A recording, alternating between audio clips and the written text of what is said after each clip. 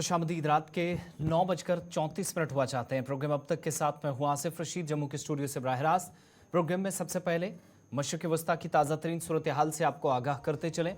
फ़लस्तीन के साथ साथ गज़ा या उन इलाकों के अंदर जहां पर इजराइल फोर्सेस की जानिब से दावा है कि इन इलाकों में शिद्दत पसंदों की जानिब से कार्रवाइयाँ उनकी फ़ौज के खिलाफ या मुल्क के खिलाफ की गई हैं। जवाबी कार्रवाइयाँ जारी हैं और ताज़ा तरीन इतलात के मुताबिक फ़लस्तीनी वजारत सेहत की जानिब से भी जिस बात की तस्दीक की गई है कि हमलों का सिलसिला जारी है।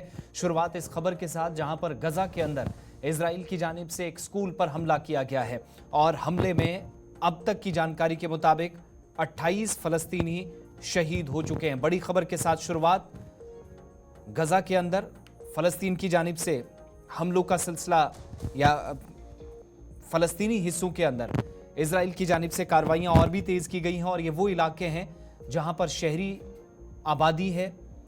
बेघर फ़लस्तीनी जो एक इमारत में पनाह लिए हुए थे, ये स्कूल की इमारत थी, इस पर हमला हुआ है और बच्चों के आखिरी अस्पताल को भी अब स्कूल के साथ तबाह करने की धमकी दी गई है।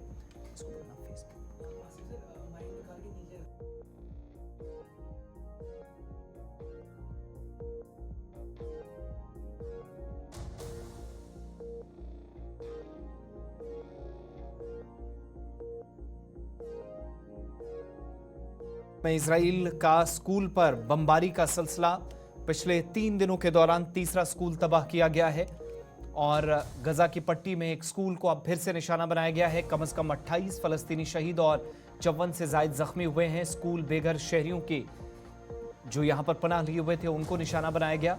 फ़लस्तीन रेड क्रिसेंट सोसाइटी यानी PRSC ने सोशल मीडिया प्लेटफॉर्म एक्स पर भी इसकी इतला दी है कि इसकी टीमों ने देर अल बलाह इलाके में हेडक्वार्टर के करीब वाक़े रफीदा स्कूल पर हमले का जवाब दिया और हंगामी हमले ने लाशें इस इलाके से निकाली हैं। ख़वातीन और बच्चे भी मरने वालों में शामिल हैं। कुछ मुतासरीन के टुकड़े मुख्तलिफ हिस्सों के अंदर मिले हैं। यानी इतना तबाहकुन जो सूरत हाल यहाँ बनाई गई। एयर स्ट्राइक हुई और मकामी मीडिया भी रिपोर्ट कर रहा है कि इजरायली फ़ौज ने स्कूल के अहाते के अंदर एक कमांड सेंटर पर हमला किया जिसकी जिम्मेदारी भी कबूल की गई है और साथ साथ इजराइल की जानिब से उस अस्पताल पर जो गज़ा के अंदर बच्चों के इलाज के लिए आखिरी अस्पताल है, यहाँ पर भी हमला करने और इसे मुकम्मल तौर पर तबाह करने की धमकी दी गई है।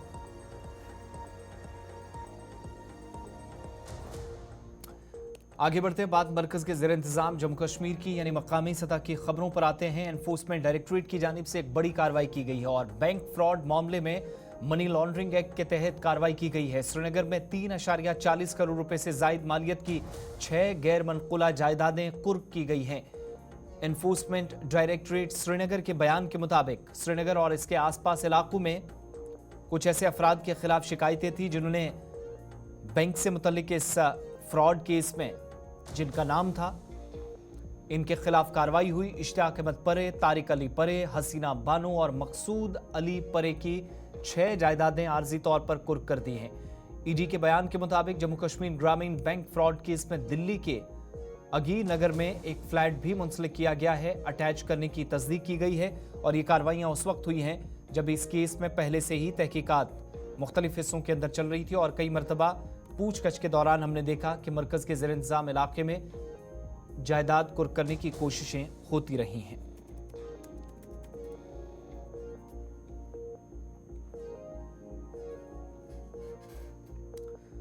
इधर चीफ इलेक्टोरल ऑफिसर यानी CEO जम्मू कश्मीर पांडुरंग के पोले ने Pramod Kumar Sharma, principal secretary election commission of India, Manzoor Ahmad Bhat, special secretary और Anil Salgotra, joint CEO chief electoral office Jammu Kashmir के हमरा राजभवन में लेफ्टिनेंट गवर्नर मनोज सिन्हा से मुलाकात की है। इलेक्शन कमीशन ऑफ इंडिया की तरफ से अवामी नुमाइंदगी एक्ट 1951 की दफा 73 के तहत जारी करदा नोटिफिकेशन की कॉपी, जिसमें इंतखाबात के बाद जम्मू कश्मीर के कानून साज असेंबली के लिए मुंतखब होने वाले अराकीन की फहरिस्त शामिल है, लेफ्टिनेंट गवर्नर को आज पेश कर दी है। मनोज सिन्हा ने chief electoral officer Jammu Kashmir की इंतखाबी अमल की कामयाबी से तकमील पर मुबारकबाद पेश की है। उन्होंने पुरअमन, शफाफ, आज़ादाना और मुनसिफाना इंतखाबात की कामयाबी के साथ मुकम्मल करने के लिए इंतखाबी अफसरान, अमले, जम्मू कश्मीर पुलिस और सिक्योरिटी एहलकारों की कोशिशों की भी सताइश की। इधर जम्मू कश्मीर के महकमा दाखिला ने 3 इंडियन पुलिस सर्विस यानी आईपीएस अफसरान को फौरी तौर पर इनके नए ओहदों पर फाइज होने के लिए फारिग कर दिया है। जम्मू कश्मीर से फारिग किए गए आईपीएस अफसरान में महेंद्र नाथ तिवारी एजीएम यूटी 2004 यानी अगमुट काडर का हिस्सा थे, जो आईजीपी आर्म्ड जम्मू थे। अल्ताफ अहमद खान अगमुट काडर 2010। इसके अलावा डीआईजी रेंज कश्मीर के साथ शिवम सिद्धार्थ अगमुट काडर 2020 के जो एसपी नॉर्थ थे। इस फहरिस्त में इन तीनों अफसरान का नाम शामिल है। इस सिलसिले में एक हुक्मनामा जारी किया गया है। मरकजी वजारत दाखिला भारत सरकार के मुताबिक 12 सितंबर 2024 की तामील में 3 आईपीएस अफसरान को 10 अक्टूबर 2024 दोपहर बाद से जम्मू कश्मीर यूनियन टेरिटरी से फारिग किया जाता है, ताकि वो अपने नए ओहदों का चार्ज या जिम्मेदारी संभाल सके।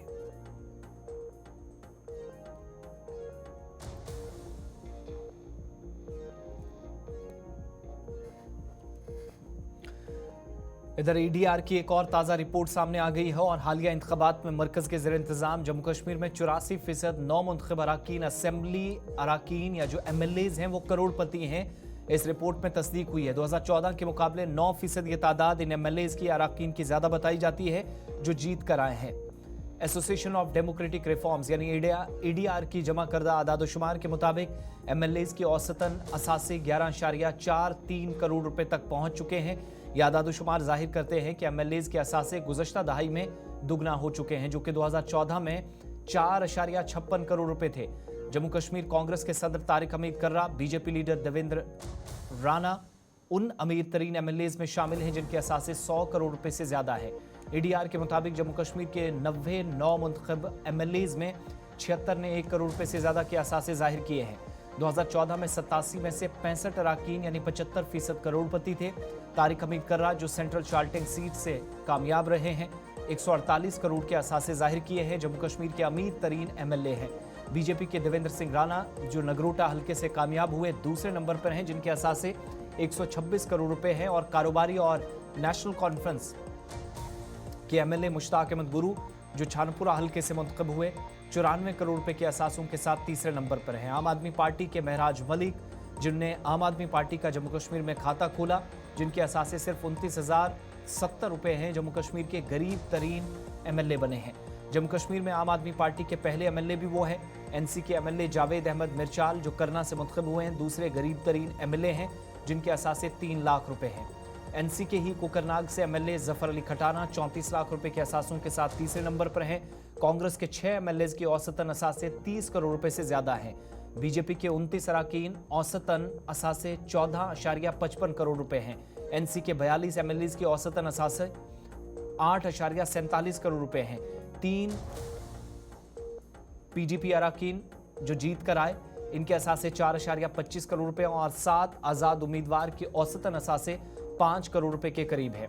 एनसी के 88% एमएलए 37 करोड़पति हैं, यानी कुल मिलाकर 37-42 में से, जबकि बीजेपी के 86% एमएलए 25 करोड़पति हैं। तमाम 6 कांग्रेसी एमएलए, सीपीआईएम के 1 एमएलए और पीपल्स कॉन्फ्रेंस के 1 एमएलए ने भी 1 करोड़ रुपए से ज्यादा के असासे या जो एसेट्स हैं वो जाहिर किए हैं। ईडीआर के डेटा के मुताबिक 23 एमएलए के असासे 10 करोड़ रुपए से ज्यादा है, 26 के असासे 5 करोड़ रुपए से ज्यादा है मगर 10 करोड़ रुपए से कम है, जबकि 27 एमएलए के असासे 1 करोड़ से 5 करोड़ रुपए के दरमियान है और 14 अराकीन असेंबली के असासे 1 करोड़ रुपए से कम बताए जाते हैं।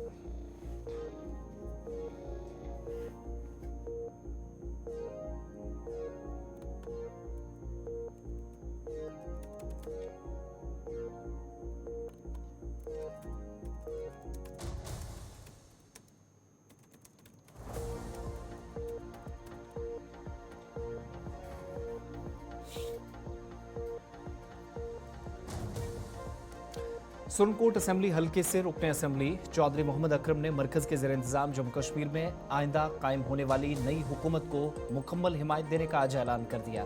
चौधरी मोहम्मद अकरम ने श्रीनगर में आज कानून साजिया के मुंतखब लीडर उमर अब्दुल्ला से मुलाकात के दौरान हिमायत का ऐलान किया। इधर गुलिस्तान न्यूज़ नुमाइंदा इमरान नाइकू से बात करते हुए रुकने असेंबली चौधरी मोहम्मद अकरम ने कहा कि मुतलका असेंबली हल्के में बिजली, पानी, सड़क, तिब, तालीम, सियाहत और रोज़गार के वसाइल उनकी तरजीहात में शामिल हैं, जिनका उन्होंने अपने मंशूर में वादा भी किया है।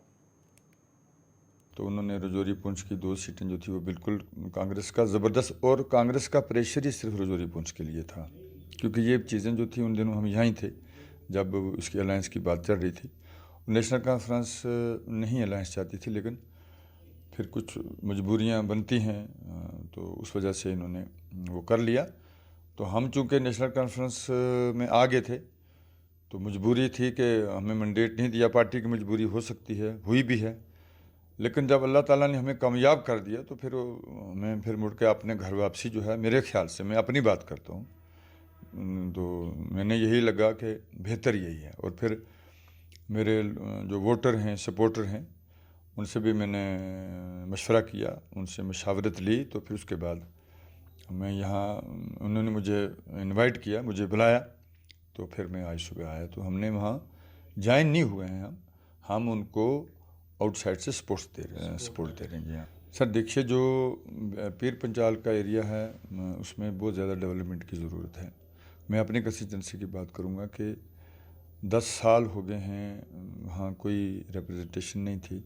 हर जगह ये हालत है, लेकिन हमारा चूँकि एक बैकवर्ड इलाका है, बॉर्डर एरिया है, पहाड़ी इलाका है, वहाँ पानी की, बिजली की, हेल्थ सेक्टर, एजुकेशन सेक्टर बिल्कुल डिफंक्ट है और स्कूलों में स्टाफ नहीं है। तो अब उसके बाद हम काम, सबसे पहला जो हमारा सबसे पहला जिसमें हमने जदोजहद करनी है इंशाअल्लाह ताला, स्टेटहुड हमें मिलनी चाहिए, वो हमारी लड़ाई इनके साथ रहेगी। तो उसके बाद जो भी वहाँ डेवलपमेंट, जो वहाँ इसका टूरिज़्म का, मैं अपनी कंस्टिट्यूंसी की बात करूँ कि वहाँ टूरिज़्म का बहुत स्कोप है, क्योंकि सिपाहियों के साथ मेरी कंस्टिट्यूंसी मिलती है। उस पर ज़्यादा जोर देंगे ताकि हमारे बच्चों को, जो वहाँ पढ़े लिखे नौजवान जो हैं वो बैठे हुए हैं, उनके लिए हार्टिकल्चर है, कोशिश करेंगे अपनी तरफ से कि अच्छे तरीके से लोगों की जितनी भी तवक्कुआत हैं उनके ऊपर पूरा उतरने की कोशिश इंशाअल्लाह ताला करें।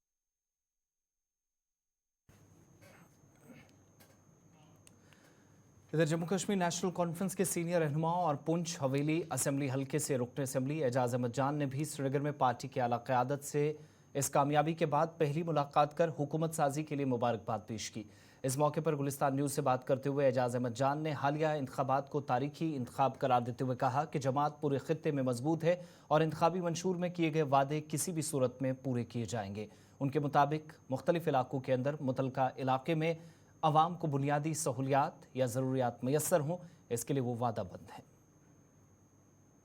देखिए, मैं सबसे पहले अल्लाह ताला का शुक्र अदा करता हूँ कि जिन्होंने मुझे ये इज़्ज़त बख्शी, और उसके बाद पुंछ की आवाम का मैं शुक्रगुज़ार हूँ, और तमाम अपने साथियों का जो बैक एंड पे जिन्होंने काम किया और बहुत मेहनत की, और फैमिली का भी बहुत बड़ा सपोर्ट, और उसके बाद जो ये जीत हुई, इसका क्रेडिट मैं ख़ास करके आवाम को ही देता हूँ, और जिन्होंने मुझे ये कामयाबी दी। वोट शेयर हमारा इस इलेक्शन में बड़ा है, तो जम्मू बीजेपी का नहीं आप कह सकते कि जम्मू में बीजेपी का है। हाँ, अगर बीजेपी 3 डिस्ट्रिक्ट्स को ये समझती है कि ये जम्मू है, तो उनको उनकी खुशी मुबारक है। तो मैं ये समझता हूँ जम्मू में ख़ास करके बॉर्डर इलाका, अमूमन जो पिछली आप देखिए जब भी जंगें हुई हैं, तो उन जंगों में पुंछ राजौरी के लोगों ने पाकिस्तान के साथ मुकाबला किया है। और आज भी अगर आप बेल्ट फोर्स में देखेंगे, आर्मी में देखेंगे, हमारे पुंछ राजौरी के नौजवान लड़के जो हैं, जिन्होंने मिलिटेंसी को कंट्रोल किया है। और बॉर्डर पे हम लोग रहते हैं, हमारे घर बॉर्डर पे। जब पाकिस्तान से या किसी भी तरीके से जब हालात ख़राब होते हैं, जब 80 पाउंड का वहाँ से बम चलता है, गिरता है, वो हम लोग ही जानते हैं कि तब किन मुश्किलात में होते हैं। लेकिन उस वक्त हमने इस मुल्क की सरहदों को जो है मजबूत किया, मजबूती से थामा। लेकिन उसके बदले में सेंट्रल गवर्नमेंट ने हमें क्या दिया? जो हकूक़ हमारे पास थे वो छीने। आज वहाँ पे डेवलपमेंट नहीं है, वहाँ पे तरक्की नहीं है, सिर्फ कागजी घोड़े दौड़ाए जा रहे हैं, ये हुआ वो हुआ, ग्राउंड पे कुछ नहीं है।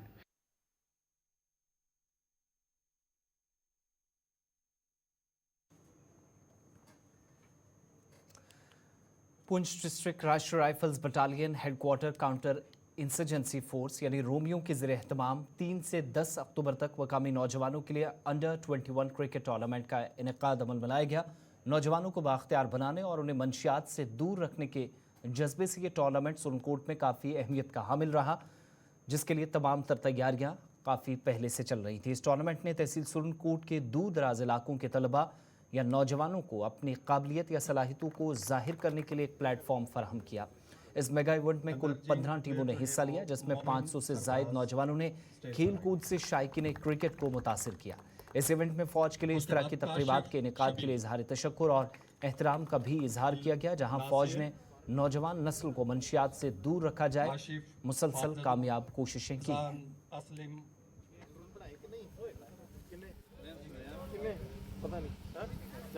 सर, जहाँ तक इस टूर्नामेंट का सवाल है तो मैं सबसे पहले तो थैंक्स करना चाहूँगा इंडियन आर्मी का, जिन्होंने ये इनिशिएटिव लिया और इस टूर्नामेंट को जो है वो ऑर्गेनाइज करवाया। क्योंकि आए दिन हम देखते हैं कि हमारी यूथ जो है वो गलत राह पे जा रही है, ड्रग्स की तरफ वो जा रहे हैं। तो उनके लिए ये बेहतरीन एक मौका है। एक तो उनके अंदर पोटेंशियल बहुत ज़्यादा है, लेकिन उनको प्लेटफॉर्म की जब कमी रहती है तो वो फिर अपनी सलाहियतों को जो है वो सामने लेकर नहीं आ सकते। तो मेरे ख्याल से ये बहुत बड़ा इनिशिएटिव है इंडियन आर्मी का, जो कि वक्तन फ़वक्तन जो है वो लेते रहते हैं। इंडियन आर्मी का शुक्रिया अदा करेंगे कि वो हर वक्त यूथ को और अवाम सुरनकोट को अपने साथ हर एक अलग अलग इवेंट से, जैसे मेडिकल कैंप्स हो गए, स्पोर्ट्स इवेंट्स हो गए, कुछ ना कुछ लेके आते हैं और यूथ को या लोगों को अपने साथ जोड़ते हैं। और लोग भी जो है इंडियन आर्मी के साथ बढ़ चढ़ के हर जगह साथ देते हैं। और आज ये टूर्नामेंट आप देख रहे हो कि पिछले 10 दिन से एक क्रिकेट टूर्नामेंट इंडियन आर्मी करवा रही है। तो इससे क्या है कि ये देखो कि यूथ जो है वो आर्मी के साथ बढ़ चढ़ के जुड़ रही है और स्पोर्ट्स को आगे कर रही है। ब्रेक के बाद प्रोग्राम अब तक में आपका इस्तकबाल। South Asia Centre for peace and peoples empowerment ने 10 अक्टूबर यानी आज 2024 को घंटाघर लाल चौक श्रीनगर में दिमागी सेहत के बैनुल-अक़वामी दिन की मुनासबत से एक तकरीब की मेज़बानी की। मुख्तलिफ हिस्सों के अंदर नुमाइंदे इस तंजीम की जानिब से लोगों को बेदार करने की कोशिश है ताकि जहनी तौर पर लोग तंदुरुस्त रह सकें। इसकी अहमियत को उजागर किया गया। मुख्तलिफ इलाकों के अंदर इस मुहिम के दौरान मालूमात, तालीम या मवासलात के मवाद की तकसीम के साथ साथ मुशावरती सेशंस भी शामिल थे, जिसका मकसद मेंटल हेल्थ के बारे में बेदारी पैदा करना था और मंशियात के इस्तेमाल से दूर रखना। नौजवानों को इस तंजीम के मुताबिक इसकी तरजीहात में शामिल है। मुख्तलिफ इलाकों के अंदर नौजवानों, पुलिस और सिविल इंतजामिया की भरपूर मदद ली गई। शुरा ने ताउन और इफ़ाम तफ़हीम के माहौल को फ़रोग देते हुए फ़ाल तौर पर मुख्तलिफ हिस्सों के अंदर सरगर्मियाँ जारी रहें, इस कोशिश को कामयाब करने की कोशिश की। मेंटल हेल्थ डे के इस शुभ अवसर पर जहां हमारी छोटी छोटी कोशिशें हमें करने का मौका मिल रहा है, वहां आज हम लाल चौक के इस तारीखी घंटाघर के पास ये कोशिश जोड़ रहे हैं कि कहीं ना कहीं जो हमारे पास इंफॉर्मेशन, एजुकेशन, कम्युनिकेशन के ज़रिए हम लोगों को आगाह कर सकें कि उनकी बेहतर ज़िंदगियों को हमने कैसे संवारना है, स्ट्रेस फ्री लाइफ को कैसे मौका देना है और छोटी छोटी बातों को लेकर जो हम स्ट्रेस लेते हैं उनसे हमें कैसे निमटना है फौरी तौर पर और खुद कितना कैपेबल और स्ट्रांग बनकर इस सिचुएशन पर काबू पाना है। हम समझते हैं कि मंशियात और मेंटल हेल्थ आपस में कोरिलेट है, लेकिन इस सिचुएशन में एक डट कर मुकाबला करने के लिए हर एक फर्द इंडिविजुअली अपनी कोशिशें जोड़ सकता है और इस सिचुएशन को निमटने के लिए सोसाइटी एज अ होल हम सबके एफर्ट्स चाहिए ताकि हम आने वाले वक्त में स्ट्रेस फ्री और मंशियात से पाक इस पाक सरजमीन को बना सकें। साथ आपके बुकलेट्स में चाइल्ड प्रोटेक्शन के लिए भी कुछ लिखा गया। देखिए, चाइल्ड प्रोटेक्शन के लिए बाज़ाब्ता एक मैकेनिज्म बना हुआ है जिसमें सैकपे लगातार अपनी कोशिशें जोड़ रहा है और सैकपे के ये एफर्ट्स लगातार इन्हीं चीज़ों को उभार रहे हैं ताकि ओवरऑल जो कॉमन मासेस में एक इंफॉर्मेशन, एजुकेशन और कम्युनिकेशन की कमी है उसको ज़्यादा से ज़्यादा रेप्लिकेट किया जाए ताकि हमारे बच्चों के साथ साथ हमारे नौजवान, हमारे एडोलसेंट और ओवरऑल सोसाइटी जो हमारी है वो स्ट्रेस फ्री और मंशियात से पाक रह सके। आप ऐसे बच्चों को कैसे रेस्क्यू करते हैं? जो देखिए, हमारे पास रिसर्च बेस्ड एक टीम होती है जो ऑन ग्राउंड हमारी काम करती है, पहले एलोकेट करते हैं और हमारे ऐसे जो बच्चे होते हैं वो हॉटस्पॉट जोन्स में होते हैं। उन हॉटस्पॉट्स में जाकर घर घर जाकर एक डोर टू डोर कैंपेन होती है कैसे वो इन बच्चों को खोजे जो स्ट्रेसफुल सिचुएशन में होते हैं, जहां हमें बेशतर जगहों में ये मौका मिलता है कि ये स्ट्रेसफुल सिचुएशन में बच्चे जो पीड़ित होते हैं ये कहीं ना कहीं मंशियात का भी जो है इनका इस्तेमाल होता है। तो इस सिचुएशन में हमारे पास एक ही ऑप्शन होती है कि इनके रिहैबिलिटेशन के साथ साथ पहले काउंसलिंग, जो हमारा मेन फोकस होता है, काउंसलिंग का एक बेहतरीन माध्यम जहां प्रिवेंटिव मेजर्स इनको सिखाए जाते हैं, उन पर काम होता है, जिसमें हमारे साइकोलॉजिस्ट, साइकेट्रिस्ट और काउंसलर्स का एक बहुत बड़ा प्रोफेशनल टीम होता है जो इस पर ऑन ग्राउंड काम करता है। मेरी पूरी कौम और बिलखुसूस यहाँ के नौजवानों से गुजारिश रहेगी, आप अपने रिज़्क को लेकर कभी परेशान ना हो।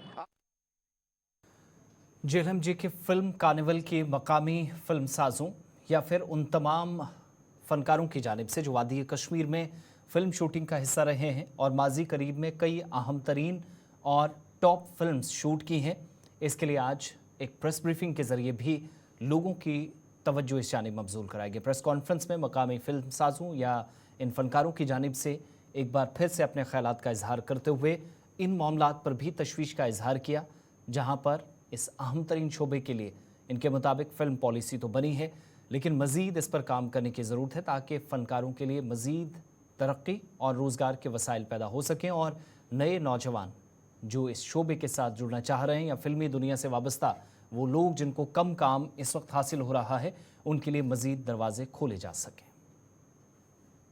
Fantastic producer, directors, actors around us जिन्होंने एक उम्दा काम किया है। सबसे पहले हुसैन भाई आपका welcome. Thank you very much भाई अभी कार्निवल चल रहा है तो क्या कहना चाहेंगे?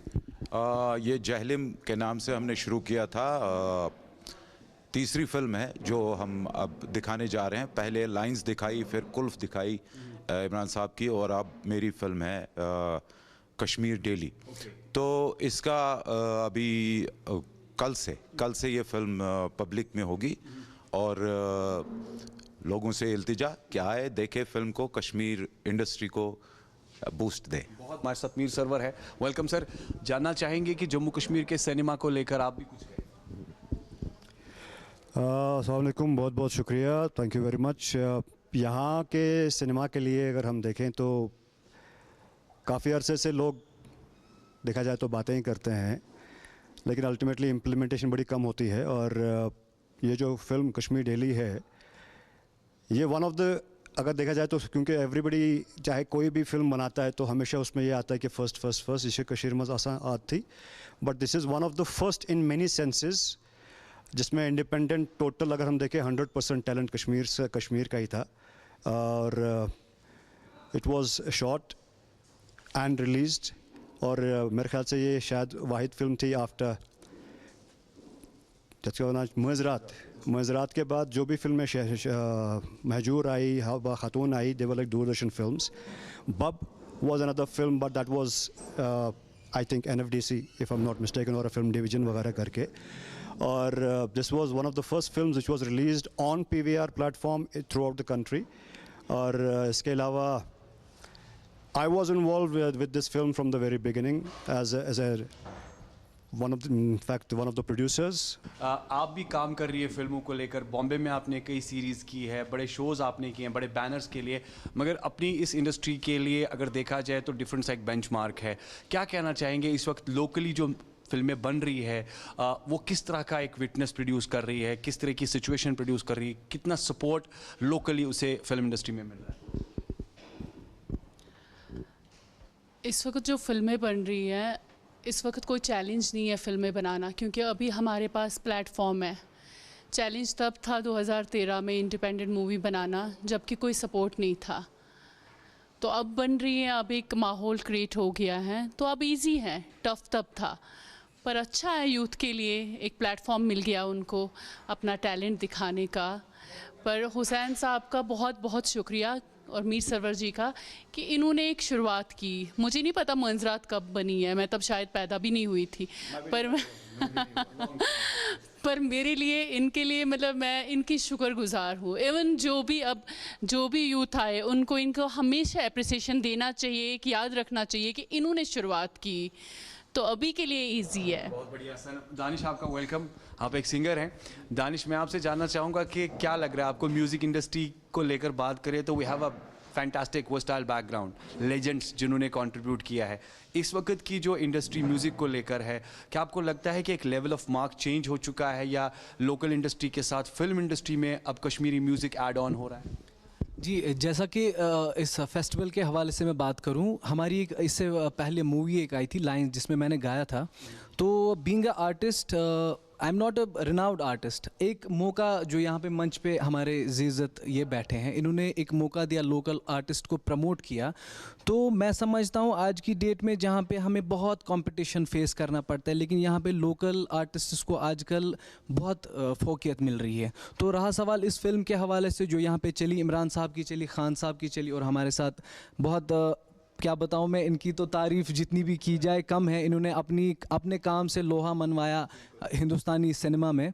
तो मेरा इस मंच से ये मैसेज है हमारी आवाम से कि जैसे इन्होंने अपना प्यार बरसाया हमारी 2-3 मूवीज़ जो यहाँ पे फेस्टिवल में चली, तो हमारी जो ये मूवी आ रही है, it's a maiden movie, Kashmir daily, यहाँ पे आए, इसको सपोर्ट करे ताकि हमारा भी हौसला इससे बढ़े। Thank you so much Danish. हमारे साथ एक और दोस्त हैं अली इमरान, इनका भी एक अच्छा खासा करियर फिल्मों के साथ है। कुल्फ ऑलरेडी कैसा रिस्पॉन्स रहा, और आने वाले टाइम में आपको लगता है कि अब बॉलीवुड अप्रोच ज़्यादा करेगा और सिनेमा का माहौल कश्मीर में अब दोबारा से रिवाइव हुआ है? जी, जहाँ तक कुल्फ का सवाल है तो रिस्पॉन्स बहुत बढ़िया रहा। It was almost Housefull for 4 days. तो और पूरे हफ्ते भर यानी 7 दिन चली, और ये कश्मीरी फ़िल्म थी लैंग्वेज में, तो कश्मीरी लैंग्वेज में मुआज़रात के बाद ये फ़िल्म आई थी। तो जहाँ तक बॉलीवुड का सवाल है, यहाँ ऑब्वियसली वो तो शूट कर रहे हैं और एक्टर्स को चांस दे रहे हैं, और आगे भी चलकर मुझे लगता है कि कश्मीर में ज़्यादा चांस मिलेगा लोगों को। लेकिन मेरा सिर्फ एक कंसर्न है कि यहाँ के आर्टिस्ट और टेक्नीशियंस को चाहिए कि थोड़ा सा पॉलिश करें अपने आप को। सो बाकी तो चांस मिलना कोई बड़ी बात नहीं है, और मैं ये भी चाहूँगा कि यहाँ की अपनी इंडस्ट्री खड़ी हो जाए, जिससे कि हमें लोकली भी चांस मिल सके, हमारे आर्टिस्ट को, हमारे टेक्नीशियंस को, और उससे हमारा रेवेन्यू भी जनरेट होगा, हमारी एम्प्लॉयमेंट भी जनरेट होगी। तो ये ओवरऑल जम्मू कश्मीर के लिए एक बहुत खुशायंद बात होगी। सबसे पहले तो मैं ये कहूँगा कि फ़िल्म यहाँ ये कार्निवल जो ही ख़त्म होगा, तो फिर इसके बाद गुलिस्तान न्यूज़ के इन कोलैबोरेशन में हम लोग इसको 4 डिस्ट्रिक्टों में और फिल्में दिखा रहे हैं, और ये हो गया तो 6 भी पहुंच सकता है, लेकिन अभी 4 जो प्रॉपर्टीज़ है अवेलेबल है, तो उस पर कर रहे हैं। बिटवीन सिनेमा को काफ़ी लेवल ऑफ मार्क आगे बढ़ाने की ज़रूरत है, क्योंकि हर एक स्टेट की अपनी एक पहचान, एक लैंग्वेज है। हम देख रहे हैं कि टॉलीवुड, बॉलीवुड, अब देखिए हर जगह देखा जाए तो अपनी रीजनल सिनेमा को भी लोग प्रमोट कर रहे हैं। इवन आज की जो फिल्में कश्मीर में बन रही है, जो फिल्म मेकर्स बना रहे हैं, इनकी स्ट्रैटेजी जो है ये ख़ास तौर पे कश्मीर को लेकर है। डिफरेंट लाइन स्टोरीज़ है, और सबसे बड़ी बात है कि अनएम्प्लॉयमेंट जो कश्मीर में है उसको ये धीरे धीरे वो चीज़ ख़त्म कर रहे हैं, ताकि लोगों को रोज़गार मिले, और अपने कश्मीर के साथ जो यहाँ का कल्चर है, ट्रेडिशन है, बाकी चीज़ें, वो एक नेशनल लेवल पर पहुंचे हो कि इंटरनेशनल बेंचमार्क रहे। फिलहाल सिनेमा के साथ साथ सिनेमा का सपोर्ट ये भी चाहते हैं, और हम भी आपसे रिक्वेस्ट करते हैं कि अपने कश्मीर के सिनेमा से प्यार करें, क्योंकि इसमें अलग सी एक मिठास है, अलग सी एक रंगत है। With video journalist Mohammad Shafi के साथ सईद इरफान फाजिल, गुलिस्तान न्यूज़, श्रीनगर, कश्मीर।